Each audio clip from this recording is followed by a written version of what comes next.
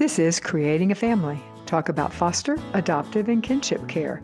Welcome back to the regulars. We are so glad you have stuck with us and all these long years, I should say. And a special shout out of welcome to our newbies. I'm Dawn Davenport. I am the host of this show as well as the director of the nonprofit creatingafamily.org.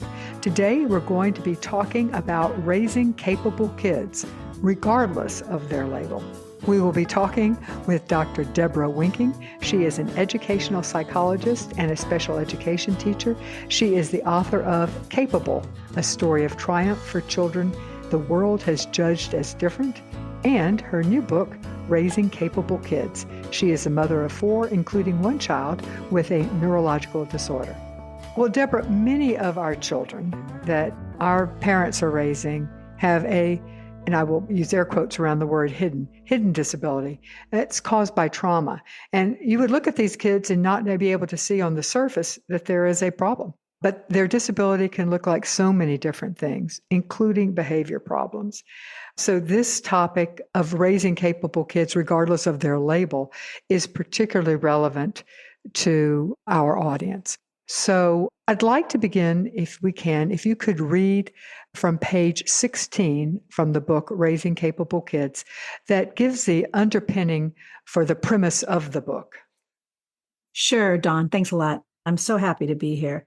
I, in addition to the child you talked about, am also an adoptive mother myself, so I am thrilled to be here. All right, here goes. What I have learned from analyzing parent and child experiences across a rich cadre of everyday stories of ordinary lives has become the driving premise of this book. That is, all children who have somehow been labeled by our psychological, educational, and medical diagnostic communities are unique individuals. If we were to lay each child's particular combination of strengths and challenges end to end, the list would span a rainbow. No matter the breadth and depth of differences, there is a single set of mindsets and habits shared by those parents who are raising their children to be capable, whatever capable looks like for them. Something else you talk about before we get into, you outline and you lay out 12 habits. We will not hit all 12. We will hit the high points today. But before we get into the 12 habits, you talk about these habits are not to change the child. They are to change the parent. I wanted you to explain more about that. Yeah, for sure. The truth is all of our children, as much as we like to think they're an extension of us, they are autonomous beings. And this book is not for you if your goal is to change your child. This book is for you if you want to change how you show up in the world with your child in order to improve your relationship with your child. The fact is, by intentionally changing how we show up with our kid every day, we change that relationship ever so slightly, which awesome byproduct results in a change in our child over time, and frankly makes parenting just plain more fun. So I give you a simple example, and we're going to get specific. We're going to get down and dirty with some of the habits in a little bit, but here's a simple example.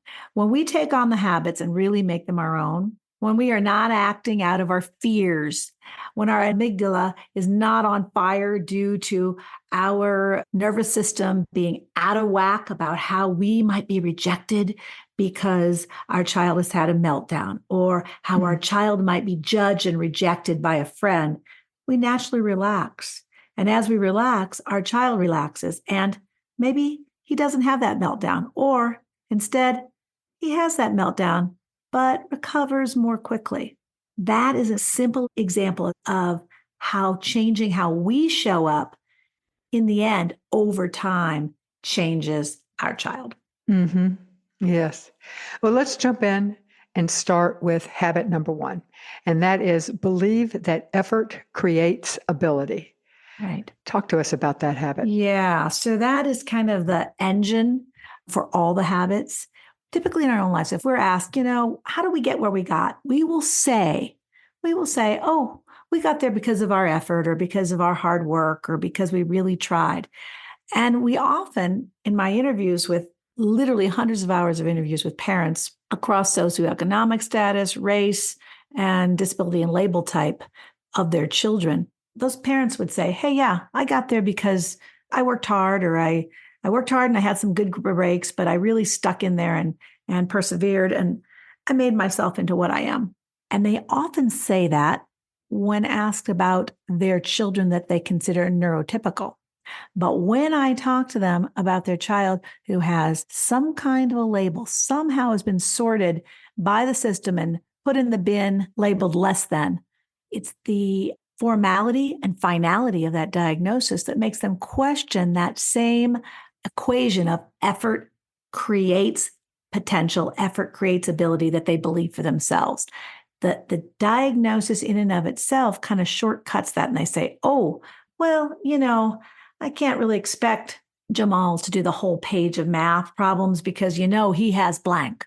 Or, I can't expect Charisse to make any friends because she has blank. And because of that, suddenly that equation that we take for granted, that is effort equals ability, breaks down for our kids. And so what we talk about is how we need to believe at our core that our efforts and the efforts of our child will result in increased potential on their part. And so that's kind of the basic of habit one. But I do want to also say about it that in this case, the bedrock is that potential is not fixed and effort can trump whatever diagnostic predictions are out there. Effort may look different and require additional supports or scaffolds for our kids who have been labeled, but that belief needs to guide all decisions you make with and on behalf of your child. So if we believe our child can't, we make one set of decisions, which leads to one set of opportunities. And if we believe our child can, we make a different set of decisions, which leads to a whole different set of opportunities. So this is key. Let me pause here to briefly ask a favor of you. We need your ratings and reviews for this podcast. It really helps us get the message out because it's your star ratings and your reviews that are what the podcast apps use to push podcasts. And we want to be pushed because we want to get into more ears. So whatever app you are using to listen to this podcast, if you go to the show notes, in the show notes, there is a place for you to give a star rating. So please do. If you have the extra time, please write something. We truly, truly, truly appreciate it. And we read them. In fact, at our all-staff meeting, we read whatever new comments we get in. It is motivational to our staff, it's motivational to me, and it helps us as an organization, as a nonprofit, get our message and our mission out. Thank you so much, and now back to this interview. All right, and that's a great lead-in to habit number 3, which is to set a vision of capable with your child. And I love this part, and adjust it over time. So there's a couple of things I want to talk about habit 3. One is the part about setting a vision of capable with your child. And then the second part of that I want to talk about is and adjust it over time. So let's start with the first, setting a vision of capable with your child. Well, first of all, I want to point out that when I talk about vision, it's not some crystal ball gazing image that comes to you. The vision is a shared belief about your child's future, which is informed and shaped by their interests, their motivations, their passions, as well as your hopes for them. So this is really important because I work with a lot of folks also in the autism community, and there is a big push right now which is nothing for us without us. In other words, everything needs to be determined by the child. And I push back on that in the book, not that the child's interests, motivations, and passions should not be the center, but also that we do not abdicate our parental responsibility in order to make sure our child's interests, motivations, and passions are in the forefront. In other words, there are some things we know, and there are a lot of examples in the book where I talk about that, because when we talk about the vision, it is kind of saying, hey, what do we imagine our child could be doing? That pulls from habit 2, which we're not going to talk about today, which is leaning in to our child's natural curiosities, interests, and passions. We need to listen first. And then we also need to combine that with understanding what we know. I have a great example that I'd like to share of a kid who wanted to have nothing to do with his bike. He had no interest in getting on any kind of two-wheeled contraption. Absolutely not. He definitely enjoyed the comfort of the ride in his dad's car and listening to tunes in his sister's old beater. That's how he wanted to get where he wanted to get. So he got to 15, 16, and his dad recognized, hey, that's wonderful, but I won't always be around to transport my child everywhere. And he knew, because of some particular cognitive difficulties that his son had, that driving might not or was not going to be a viable option for him. So he made sure, was intentional about setting a vision that his child would navigate their close-knit community, their town on his bike. Had to do a lot of work over time. First, on bikes. This is a big boy. This kid was 15 or 16 with bikes with no pedals, then bikes with 3 wheels, then finally letting go and being on the bike. And over time, what happened was that boy did learn to be very independent in his own community. I interviewed that boy as an adult, 23, 24, and he said, wow, you know what? If it wasn't for my dad, I'd probably still be sitting at home bored. So I want to emphasize interests, passions, motivations of your child are in the forefront, but they are also very much informed by what you know and have seen in your own child. Does that make sense? Yeah, it does make sense. You're working with your child, but the thing is that you're wanting also to encourage them to think beyond the here and the now, to also believe in their capability and letting their interests guide you, but nonetheless setting them. The second part of that I want to talk about, and adjust it over time, because as time goes on, we all learn more. When our kids change, but we also learn more about their abilities, and that should inform what our earlier visions are. Let's talk a little about that second section of adjusted over time. Yes. Yeah. We can only see what we can see in our child in the moment. So I talk about how I was able to do it with my child and how I saw it in those families that I researched. And that is being able to hold sacred 2 ideas at the same time, imagining the possible while being honest about the present. So in fact, things might not look so good in the moment, but while being honest about where our kid is right now, we have to be able to imagine what's possible. And then we do that by being able to see sparks of interest, sparks of possibility in your child, even if they're right now, far from where they could be. Otherwise, we would never move off of square one. And so when I talk about it, we talk about being able to do both of those things. For example, this is one kid in one of our interviewed families. My kid is creative and loves imaginative play, but other kids avoid playing with him because he just can't get his thoughts out quickly and often repeats what other kids have said, which makes kids make fun of him. That is what now looks like. But imagining what could be, he's imaginative. I've seen that imagination. Someday, he'll be a regular member of an online Dungeons and Dragons group. That parent had seen that interest, had seen that excitement around all things creative, all things fantasy. And so it's holding those two constant as your child grows and changes so that that vision morphs as it's aligned with the changes you see in your child over time. Mm-hmm. You're not parent in denial. Wow, this is where we are right now, but this is possible. Does that make sense? Yeah, absolutely. Keeping on the capable theme, which is, of course, the underlying theme of the whole book, let's talk about habit number 6, which is send capable messages. Use words and acts in ways that let your child know that you think they are capable. Boy, I think this is powerful. And I think it is powerful because when we have a kid with a diagnosis, it is easy to fall prey to the diagnosis, to let the diagnosis control what we imagine and what we think for this child. And even if we think we are hiding that from our children, oftentimes we're not, because our words and our acts belay us. So anyway, let's talk some about habit number 6, about sending capable messages. I love what you said, because the diagnosis can take over.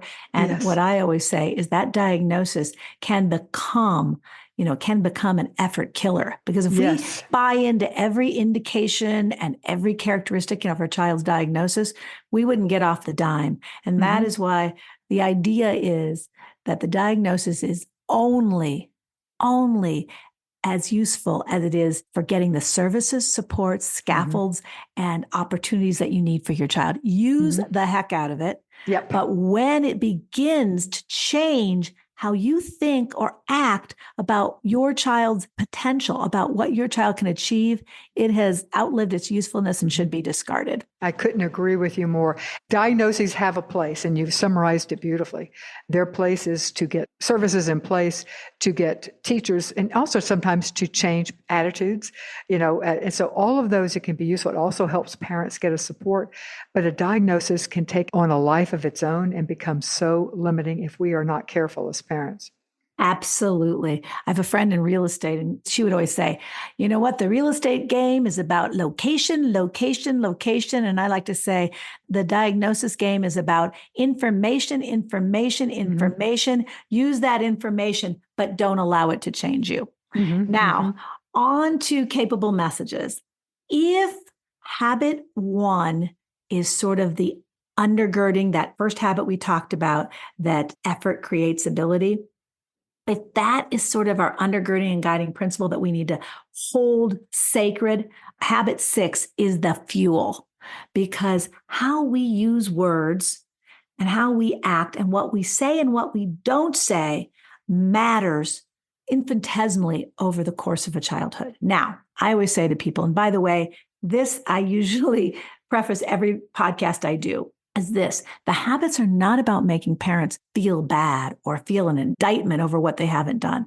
These habits, this key set of habits, is about having us as parents celebrate and supercharge us on the areas where we are being intentional, and get us to think more intentionally about those areas where maybe we haven't thought as much. So this isn't about saying what we've done wrong or right, but it's about focusing our intentionality. So when I talk about messages, hey, we all make mistakes. We've all said the wrong thing, not said the wrong thing, or done the wrong thing. We don't want to vilify ourselves or kind of get ourselves into a state of paralysis over this. 1 time, not a problem. 2 times, 5 times. But what does become the problem is the way we use words and act over time that send our child the message either that they're capable and can take on whatever the world throws their way, or that they're disabled or somehow wrong. Can you give us some examples of words and acts that show capability, and then contrast them with words and acts that send the message that our child is less than capable? Yep. It's a lot in what we do and how we spend our time. So I'll talk about a parent in the book who, really wanted her child to experience Hawaii and wanted him to be able to get on that surfboard. The kid didn't want to get near the water. And what she did was she got the wetsuit. She walked on the side of the ocean parallel to the shore with him, holding the surfboard, just walking together with it. Then got to the place where they got on the surfboard, then got to the place finally over time where he was pushing in with the waves. But throughout that, even though it took time and a lot of scaffolding, the message her son got through what she did, how she spent her time and how she spent her money is, hey, the person who's most influential in my life believes I can, or they wouldn't spend all their time doing this with me. If they didn't think I could, they wouldn't even take me outside the house, right? So that's doing. The other thing is they had set up, and this is why I highlight this particular family, they had set up a signal when their child was getting overwhelmed. what they would do. And it was a hand signal that they used. And when they made that hand signal, it's time out. We need to take a break, but we're going to go back to it. So many times during that learning to surf, there was a wait, we're taking a time out because there was overwhelm. There was fear. And we don't want kids with trauma to feel more overwhelmed or more fear. We don't want to play into that trauma. But the message that came from that signal that they had developed together was, hey, we're going to take a time out. We're not even going to look at that surfboard for a while, but you better sure believe we're going to get back on it because I believe you can. It's not like we're going to quit forever. We're never going to go back to that. It's you can do this, but I respect you. We're stepping back and then we're stepping back in. Does that make sense? Mm-hmm. Now, some of the negatives, I'll use myself. My son's particular disability was a neurological disorder, and he has a twin. And at school, they were doing something called the Passion Project, where it was something they were really excited about. And they were going to spend time working on their passion project. And guess what? At that time, he was very, very negative, very combative towards anything that had to do with school. He did not want anything that showed him up to be incompetent. He just backed off from it immediately. So he was very negative towards school. So to avoid, I'm thinking I'm doing the right thing. I don't want to put any pressure on him. I talked to his sister all the time about her passion project, all about how she was going to start a girls' soccer team in the 6th, 7th, and 8th grade. And that was her passion and why she thought that was so important. And guess what I didn't do? Talk to my son about what might be a passion project for him, right? So what message did he get? Wow, I must be so behind, so undeserving, so unpassionate. yeah, without passion, but also what I want doesn't matter so much. So I'm so behind the 8 ball that we can't even talk about passions with me. She's not even bringing it up. So therein, this is where I talk with parents a lot about. They'll say, oh yeah, no, I always tell them they can do it. I always send positive messages, but we often don't look at the messages we send with what we don't say. So there's a perfect example. I thought, in full honesty, at the moment, wow, I just don't want to stress about it anymore with more talk about more homework. Mm-hmm. But what I was doing was really sending a message that he wasn't in the same league, couldn't do it, and wasn't capable. Mm-hmm. I can see that. And your intentions were good, but exactly. Yeah. As they say, the road to hell is paved with, right? Good intentions. Absolutely.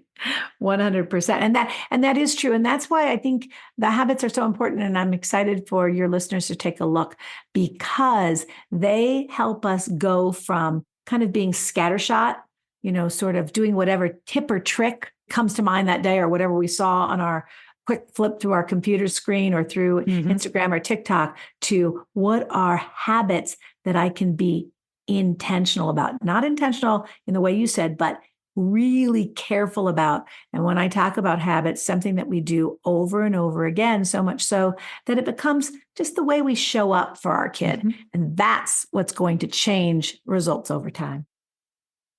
Let me take a quick moment to thank the Jockey Being Family Foundation for supporting both this podcast, but also supporting our 12 free online education courses. These courses are terrific. They are 1 hour. If you're a foster parent, you can use them for your foster parent in-service training. But even if you don't need them, you ought to check them out. The topics are so relevant to parenting kids who have been adopted, our fostering kids, our kinship kids. So make certain that you check it out. You can find it at bit.ly/JBF support. That's bit.ly/JBF support.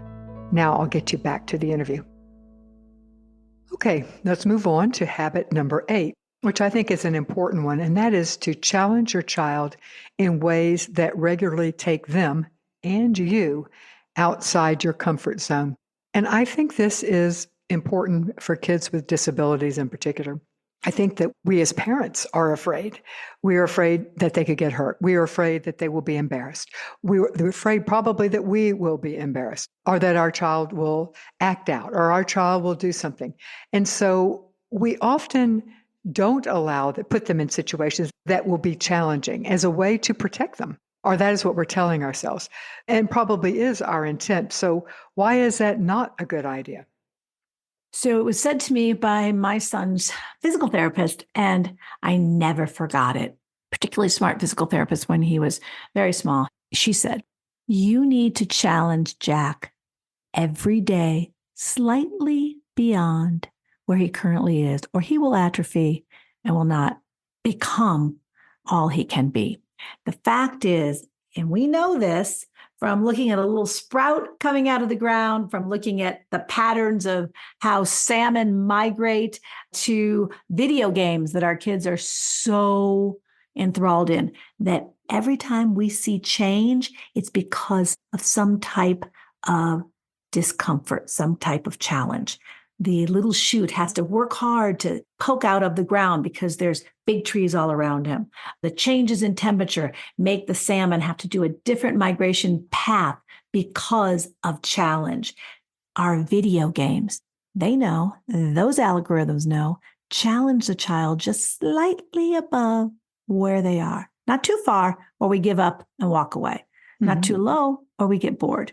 So it is challenge that causes change. Now, I want to be very clear here, particularly with your listeners, because a lot of our kids come from real trauma. We are not talking about adversity or challenge that is held constant over time. In other words, we're not talking about putting our child in a difficult situation and leaving them there. We're talking about controlled challenge that allows them to grow. Does that make sense? Mm-hmm. Give us an example from the book where a child was challenged a little bit on each day, or give us an example about your son, Jack. Yeah, for sure. So it is knowing where your child is at and saying, "Hey, I know they can do this." And they may, scuffle a little, say this is hard. They may even push back a little. But what we need to do is, if we know they can do it, we need to put the supports in place around that. In education, it's a process we call productive struggle. Productive struggle is the process of effortful learning that we engage in when we're faced with problems that we don't immediately know how to solve. So I can offer so many great examples. Give your child a challenge where everything isn't given to them, right? So here's an example. I work with kids of all levels, brilliant kids who are going to college and kids who have very severe disabilities. But for example, if we are constantly lifting both of our child's legs and putting them on their wheelchair pads, you know what? They're not encountering any challenge that would create new neural pathways that would get them to position their feet on those wheelchair pads. If you have a task you want your kid to do in the yard or outside, say, "Hey, you know what? We've got this problem in that the dog keeps getting out. I wonder how we could solve that." Don't give them everything. Mm-hmm. Leave some information out. And in leaving out the information, they have to work a little harder to solve that problem, just as the child with a physical disability has to work a little harder to get those feet positioned on his wheelchair pads when we don't do it for them. So what happens there, and I don't want to get too nutty about the neuroscience, but it is important. What's happened is when we try something new, that's a cow path in our brain. But when we do it over and over again, it becomes a superhighway. So by having our kids repeat things that are a little difficult, that require them to step out, if they only do what they're good at, they get home, sit down, get on their computer every day, doing the same routine, they are not challenging themselves to create new neural pathways, right? So that step out, which kind of feels kind of icky, maybe feels like a scratchy sweater to start with, is the beginning of creating those new neural pathways. Does that make sense too? Yeah, it does. Let's move on to habit number 10. Allow your child to make choices and experience the consequence of those choices. This is such an important one. Mm-hmm. For whatever reason, we have less trouble holding our kids that are considered neurotypical, whatever that means today, to the consequences of their actions than we do our kids who have any type of neurodivergence. And that is just true, whether it be through our own personal guilt. Oh, they have such a hard life. Oh, if I make them get off their computer now, they're just going to have a complete tantrum, meltdown, and that's going to set the entire house off. And I'm thinking about the entire family system. So I'm not going to take this one on, right? How many times have we held our child who identifies as neurotypical accountable and let our child who has any kind of disability or challenge off the hook? We are doing them no favors. I talk with families all the time. Kids can understand different consequences within their family. They cannot understand no consequences. I talk with families I work with to make sure that they don't cut that choice-making, consequence-feeling cycle short for their kid who's neurodivergent. Example, when I make a decision and I say, I'm going to wear these high heels to school, and I get there and boy, it's field trip day. And by the end of the day, I've got blisters on all parts of my feet. When I make that decision, guess what? There's a process that happens in my brain. I feel the result of my own choice. I picked it. And next time, maybe I choose a different shoe. If my parents do all that choosing for me, I still may feel bad about it, but I don't see my agency in it to the extent that that is an identifier of what it means to lead a fully human life. Full agency requires us to make choices and experience the consequence of those choices, to pick ourselves up, dust ourselves off, and move on. And there is an example in the book that I will share of a young man who was so smart, very, very creative, and he wanted to do animation. And this was during COVID times. This boy, I happened to be his teacher. And during COVID, when he didn't want to get online for class, his parents kind of let him not get online. They didn't take it on.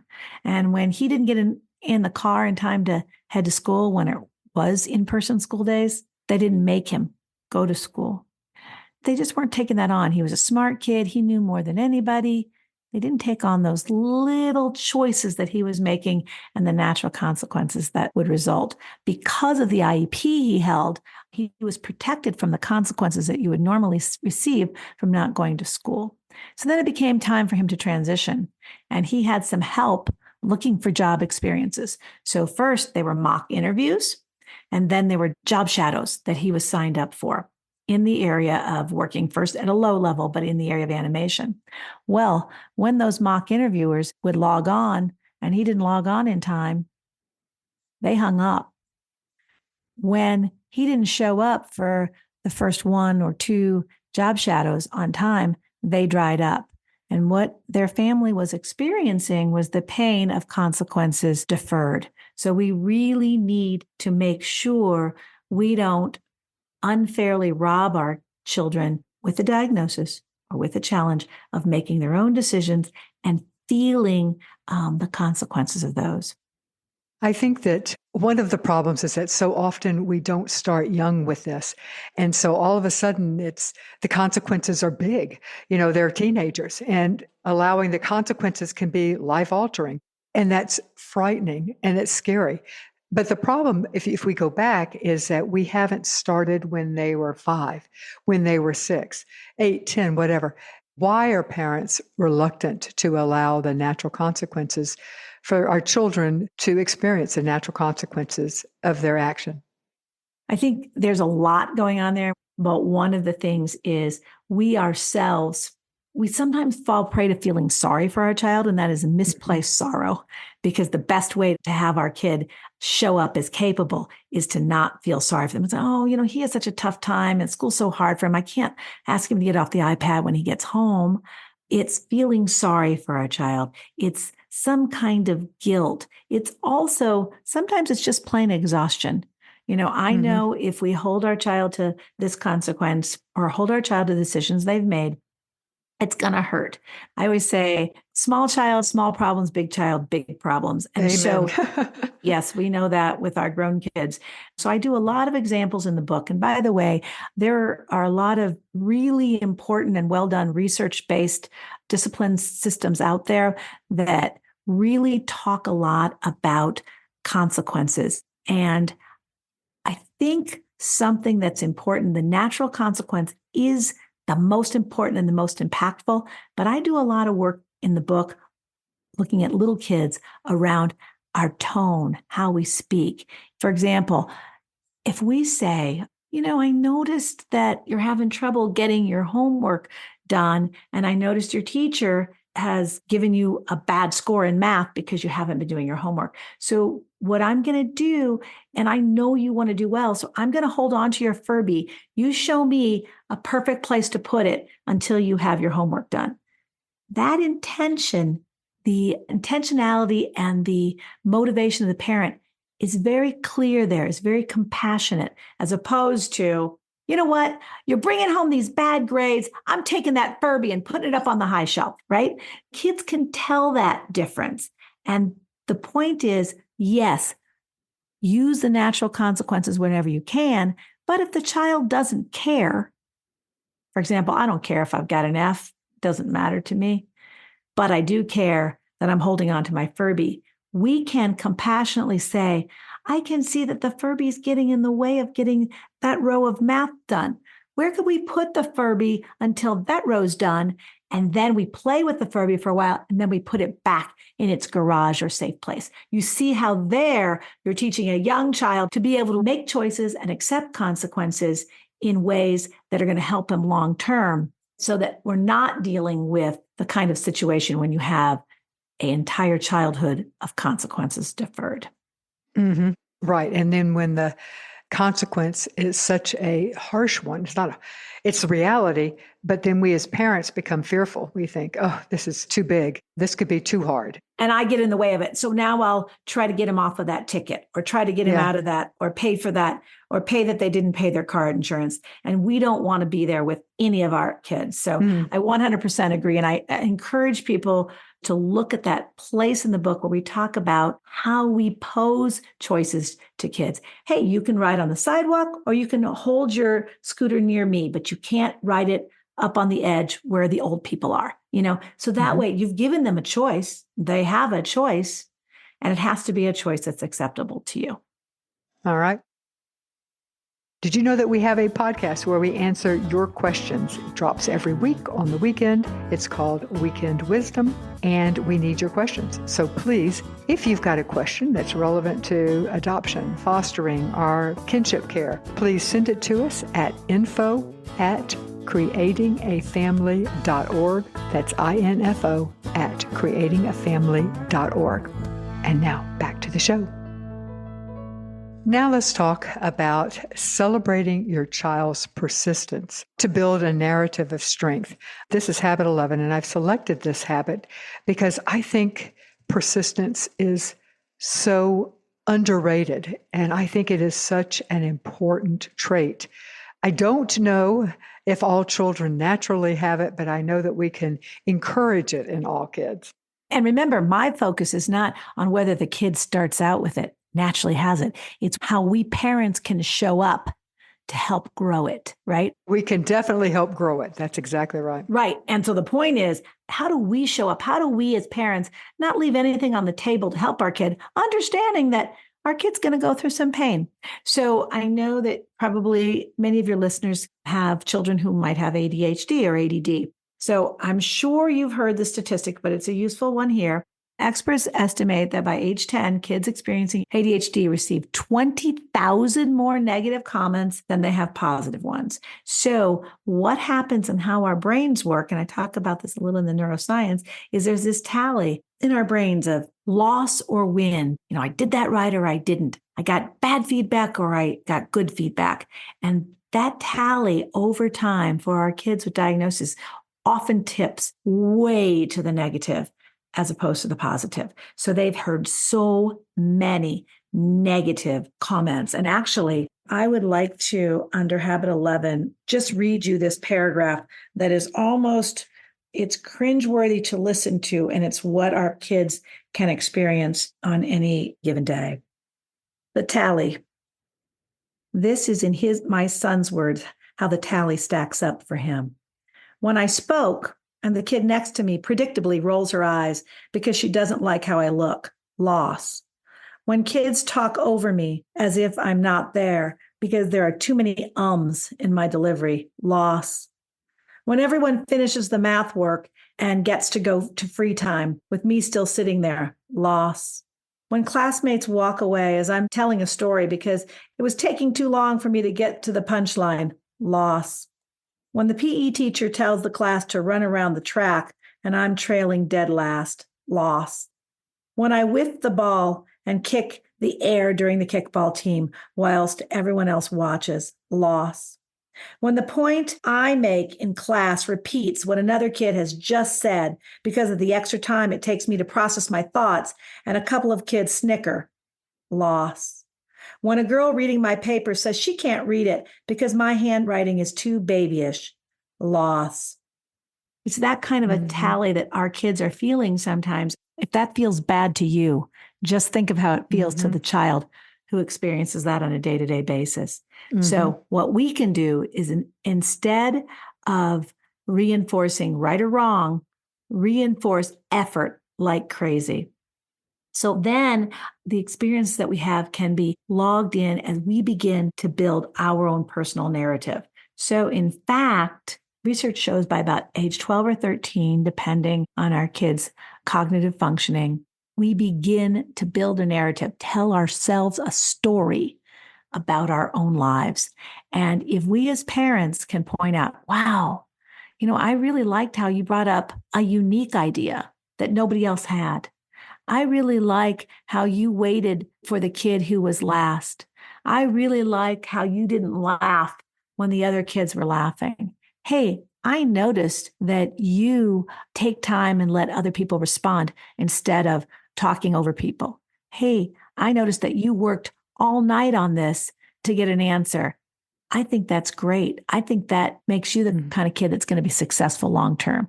So with those kinds of reinforcements over time, our child builds a narrative of persistence. I'm a good kid. I'm a careful kid. I'm a persistent kid. I'm a kid that works until the job's done, even if they're not even near the first kid to be done, or the kid with the right answer, or the kid with the best answer. So that's how we build that notion within our kids as they write their own story. And what you said was praise the effort, not the outcome. And I think that's how we build persistence, is that we tell them that I am so impressed. You'd had to do this 3 times to get it, but you did it 3 times. That's what helps you succeed. And you say that to your neurodiverse, but also to your children who are neurotypical. Right. And, this is something that I think is really important. I've had readers say, look, the habits are good ways to be with our kids, regardless of whether they're neurodiverse or neurotypical. And that is true. But this book is specifically designed for those kids who have been sorted as less than because of how they think, move, communicate, or behave. Because as bad as it is for our neurotypical kids, there's a special, I say, ring. It's like Dante's Inferno of difficulty and fear for parents who are parenting a child who have been told by either the educational, psychiatric, or medical community that their child does not measure up. So certainly the habits apply, but the examples and the ways of being and the ways of doing, of making the habits your own, I've crafted them with examples of kids who are not neurotypical, because parenting is tough every day, but it's that much more tough when your child has been told that they're just not good enough. Thank you, Dr. Deborah Winking, for being with us today to talk about raising capable kids regardless of their label. You had mentioned at the beginning that the publisher was offering 20% off on the book, Raising Capable Kids. How would our audience get that discount? The code is book 20, and you'd go to the JKP website, jkp.com/book com. I'm assuming you have show notes. Yes. So what we'll do is we'll make sure that all the ways to get Raising Capable Kids and my previous book, which sets the stage, are in the show notes. But you can get it at Barnes and Noble. You can get it at Amazon. We like you to go to your local bookseller, however. Exactly. So go to your local we like bookseller. Independent booksellers. And also, I know the publisher is trying to get in as many libraries as they can because, not everybody has the money to buy a book. But for our listeners today at JKP, which will be in the show notes, there'll be 20% off and free shipping as well. Okay, thank you so much for being with us today. We all need to think, especially with our children, about how we raise them to be capable, raising capable kids, but ultimately capable adults. Thank you so much. Thank you.